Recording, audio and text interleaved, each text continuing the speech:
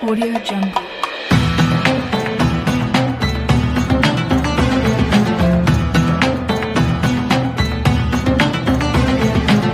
Audio Jungle.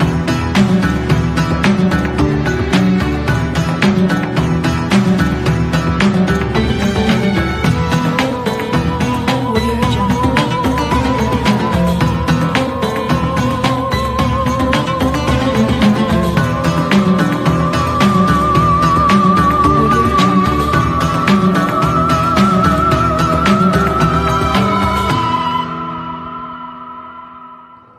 Assalamualaikum warahmatullahi wabarakatuh. Alhamdulillahi rabbil alamin. Allahumma salli wa sallim ala sayyidina Muhammadin wa ala alihi wa sahbihi ajma'in. Amma ba'du. Kaum muslimin dan muslimat, kita berjumpa kembali di dalam senja Ramadan. Beberapa waktu yang lalu di bulan Ramadan ini ada sebuah kejadian yang viral. Bagaimana seekor kucing disiksa sedemikian rupa. Dalam Islam, kucing memiliki tempat istimewa di sisi Nabi Muhammad sallallahu alaihi wasallam, bahkan di sisi para nabi sebelum Nabi Muhammad sallallahu alaihi wasallam. Kalau kita melihat ada sebuah kisah bagaimana penciptaan pertama kali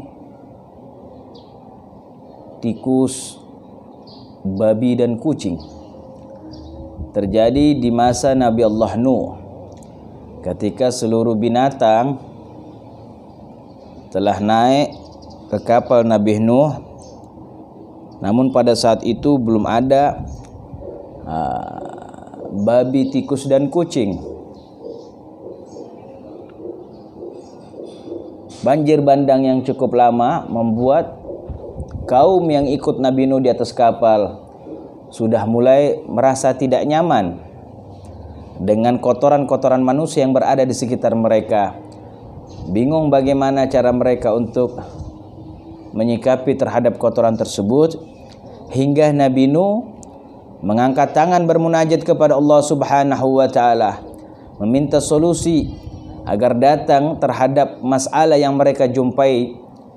Maka Allah Subhanahu wa taala melalui malaikat Jibril memerintahkan kepada Nabi Nuh untuk mengusap kepala seekor gajah yang berada di kapalnya. Maka dari usapan itu gajah bersin dan mengeluarkan dari tubuh gajah tersebut babi-babi, yang dimana babi itulah yang akan memakan dan membersihkan kotoran-kotoran manusia yang ada di kapal Nabi Nuh. Syaitan yang menyaksikan hal itu tidak ridha, tidak terima Nabi Nuh bersama kaumnya mendapatkan solusi. Maka syaitan mengusap babi-babi yang keluar daripada gajah tersebut dengan usapan hingga keluarlah tikus. Ketika tikus itu ada, ternyata perkembangan tikus teramat cepat daripada binatang-binatang yang lainnya. Dalam keadaan yang semacam itu, ternyata tikus lebih dominan di kapal tersebut, merusak tempat-tempat yang ada, merusak tempat-tempat dan bawaan yang dibawa oleh Nabi Nuh bersama kaumnya. Dalam keadaan yang semacam itu, Nabi Nuh kembali mengangkat tangan kepada Allah Subhanahu wa taala bermunajat. Maka Allah menurunkan kembali Jibril, memerintahkan kepada Nabi Nuh untuk mengusap tubuh seekor singa. Dalam kisah yang lainnya seekor harimau. Maka dari usapan itu keluarlah dalam riwayat melalui hidung singa tersebut dua kelinci yang kecil, dua kucing yang kecil yang lucu. Dari situlah dikisahkan awal penciptaan kucing. Dari adanya kucing tersebut, maka tikus yang berada di kapal Nabi Nuh telah mendapatkan solusi untuk dihilangkan melalui solusi dari Allah Subhanahu wa taala. Dari kisah tersebut bisa diambil pelajaran bahwasanya pertama kali penciptaan sebenarnya seluruh hewan-hewan yang ada di alam dunia ini adalah untuk memberikan solusi kepada umat manusia, dan satu dengan yang lainnya memiliki keterikatan di dalam solusi untuk kemaslahatan umat manusia. Dan mulai saat itulah kucing mulai digemari oleh umat manusia dan sudah bersahabat dengan manusia ribuan tahun lamanya sebelum dilahirkannya Nabi Muhammad sallallahu alaihi wa ala alihi wasallam. Nabi Muhammad pun sendiri memiliki seekor kucing yang beliau beri nama Muzza. Muzza adalah kucing kesayangan Nabi Muhammad sallallahu alaihi wasallam. Bahkan dalam riwayat ketika Muzza meninggal, Sayyidah Aisyah teramat sedih hingga meneteskan air mata karena hubungan baiknya antara Sayyidah Aisyah dengan kucing Nabi Muhammad sallallahu alaihi wa ala alihi wasallam. Kucing memiliki tempat istimewa di dalam Islam, hingga ada seorang sahabat yang dahulu bernama Abdus Samas. Ketika seorang yang bernama Abdus Samas ini memeluk Islam, lalu dekat dengan Nabi Muhammad sallallahu alaihi wasallam, maka diganti namanya menjadi Abdurrahman. Dikenal dengan Abdurrahman bin Sakhr Al-Azdi. Abdurrahman bin Sakhr Al-Azdi. Suatu ketika Nabi Muhammad sallallahu alaihi wasallam menjumpai Abdurrahman ini dalam keadaan bermain-main bersama kucing yang kecil yang dia tolong, yang dia pungut daripada keterlantaran kucing tersebut. Maka Rasulullah melihat keakraban Abdurrahman bin Sakhr Al-Azdi ini dengan kucing tersebut.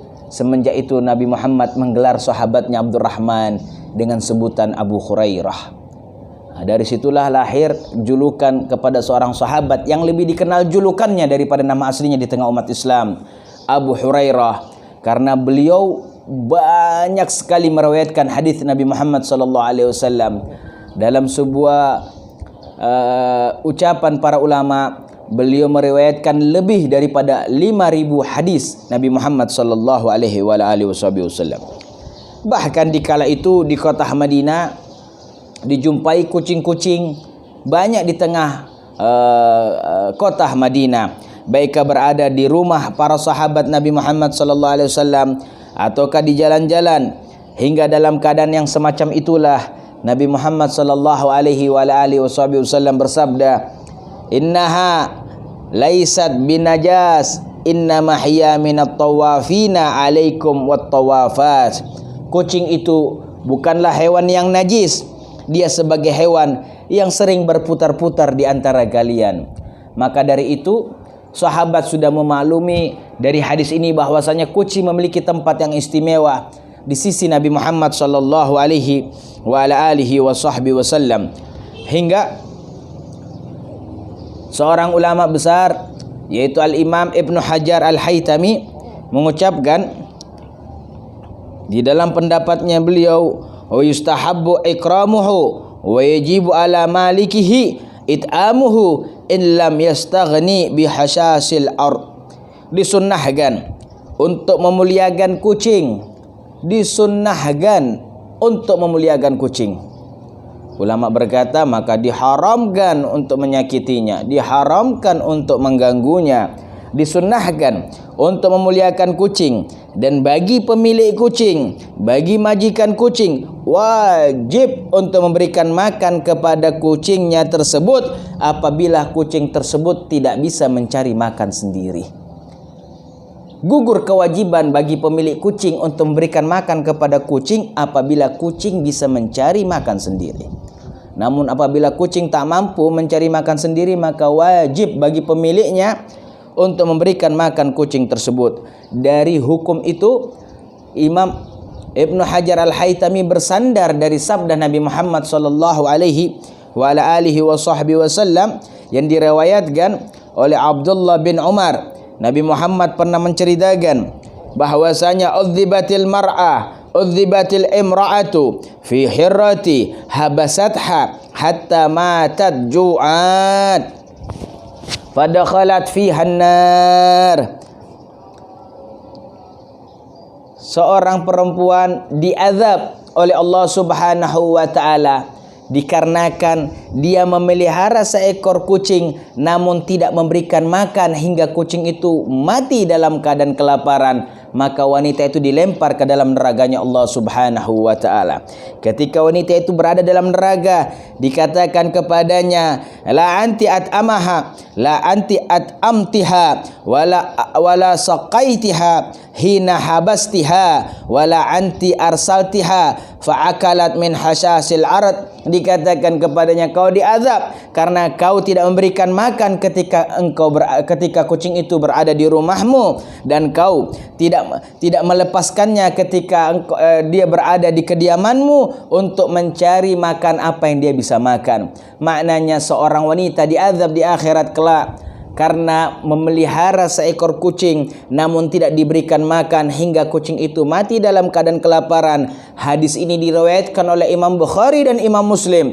Maknanya hadis ini sahih, punya sandaran yang kuat untuk dijadikan sandaran hukum. Maka dari itulah Imam Ibnu Hajar Al-Haytami berkata, wa sunnah hukumnya memuliakan kucing dan diwajibkan bagi pemilik kucing untuk memberikan makan kepada kucing apabila kucing itu tak mampu untuk mencari makan sendiri. Dikarenakan kucing memiliki tempat yang istimewa di sisi Nabi Muhammad sallallahu alaihi wasallam dan tempat istimewa di dalam Islam, maka banyak kita jumpai para wali Allah Subhanahu wa taala mendapatkan maqam dan mendapatkan nilai-nilai yang tinggi di sisi Allah karena hubungan baik mereka dengan kucing. Di antaranya adalah Imam Ar-Rifai. Bagaimana ketika Imam Ar-Rifai hendak melaksanakan solat, ketika setelah selesai mengajar, namun dijumpai jubah yang beliau gunakan terdapat seekor kucing yang sedang tidur, maka Imam Ar-Rifai tidak hendak mengganggu kucing hanya untuk menyelamatkan jubahnya dari tempat tidur kucing, maka beliau memotong jubahnya yang ditiduri oleh kucing tersebut sebagai bentuk hubungan baiknya dengan kucing dan sebagai bentuk kasih sayangnya kepada kucing tersebut. Dengan itulah tampak bagaimana akhlak seorang Imam Ar-Rifai dan tampak bagaimana derajat beliau dengan hubungan baiknya kepada seekor kucing. Bahkan keadaan yang hampir semisal sama terjadi juga kepada Al-Imam Asy-Syaikh Baqi Billah. Suatu ketika beliau ini setiap malamnya selalu bangun untuk menghidupkan malam-malamnya dengan solat, menghidupkan malam-malamnya dengan ibadah. Suatu ketika beliau terbangun hendak melaksanakan solatnya dan menghidupkan dengan ibadah, beliau jumpai selimut yang beliau gunakan. Di atas selimut itu ada seekor kucing sedang tidur. Maka beliau pada malam itu tidak bangun untuk melaksanakan ibadah hingga terbit fajar, hingga datang waktu subuh baru beliau melaksanakan karena tidak hendak mengganggu kucing yang tertidur di atas selimutnya. Begitu keadaan orang-orang saleh yang mempunyai maqam yang tinggi di sisi Allah Subhanahu wa taala. Bahkan dikisahkan pula bagaimana seorang imam, yaitu Al-Imam Abu Bakar As-Sibli. Imam Abu Bakar As-Sibli ini adalah salah satu di antara murid Imam Junaid Al-Baghdadi. Ketika Imam Abu Bakar As-Sibli wafat, salah seorang bermimpi tentang beliau. Terjadi dialog yang panjang antara Imam As-Sibli dengan bagaimana keadaannya. Dikatakan, bagaimana engkau menjumpai Allah Subhanahu wa taala? Imam Abu Bakar As-Sibli berkata, aku jumpai dengan Allah mengampuniku dan merahmatiku. Lalu apakah itu karena ibadah salat? Bukan. Apakah itu karena ibadah zakatnya? Bukan. Apakah amaliyahnya mengarang kitab? Bukan. Apakah amaliyah yang lainnya? Tidak. Lalu ditanya dengan apa? Dijawab bahwasanya dia mendapatkan ampunan dan rahmat Allah karena Imam Abu Bakar As-Sibli pernah menjumpai seekor kucing yang kedinginan dan terlantar. Diambilnya itu kucing, dirawatnya itu kucing, dan dalam keadaan seperti itulah dia mendapatkan rahmat dan ampunan dari Allah Subhanahu wa taala. Begitulah keadaan orang-orang yang mempunyai hubungan bagus dengan seekor kucing.